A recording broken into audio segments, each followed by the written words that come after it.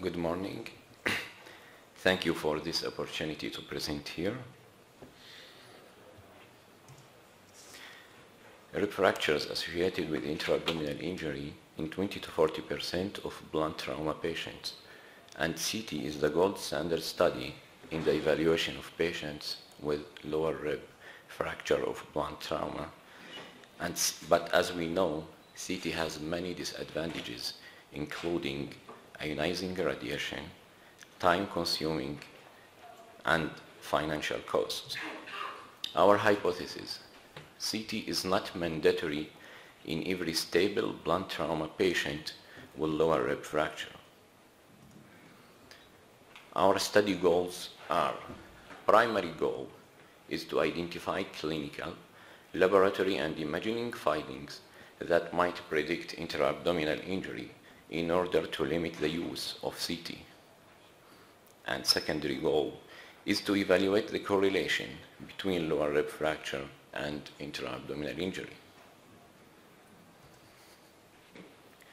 It's a retrospective observational study of all patients with blunt lower rib fracture diagnosed by CT for 5 years from 2008 to 2012 were included. Patients were divided in two groups. Group 1 are patients with intra-abdominal injury, and Group 2 are patients with no intra-abdominal injury. We defined intra-abdominal injury as any abdominal organ injury or finding of free intraperitoneal fluid or air. Our database includes demographics of patients, patient complaints, physical examination, mechanism of injury, which include motor vehicle accidents, fall from different heights, and assault, laboratory data, imaging results, and length of hospital stay. The initial physical examination findings include external signs of chest and abdominal trauma, vital signs, mild or severe dyspnea, and signs of peritoneal irritation.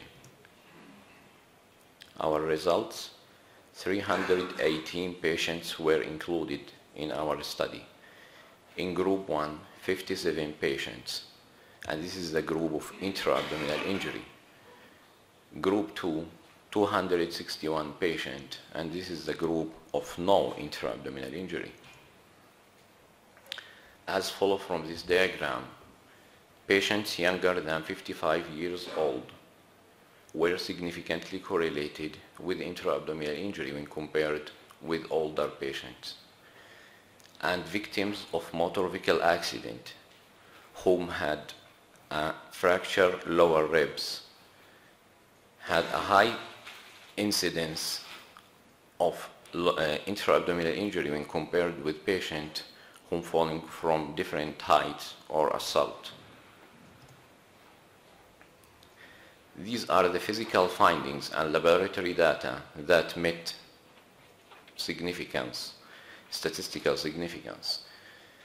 Instability on arrival, severe dyspnea, external signs of abdominal trauma, and metabolic acidosis. As we see here, abnormal hematocrit was borderline and not statistical significance. The number of fractured ribs and the fracture level were not predictive of intra-abdominal injury. Chest X-ray and FAST were not contributory in predicting intra-abdominal injury. The site of rib fracture was not predictive of intra-abdominal injury, but predictive of isolated organ injury.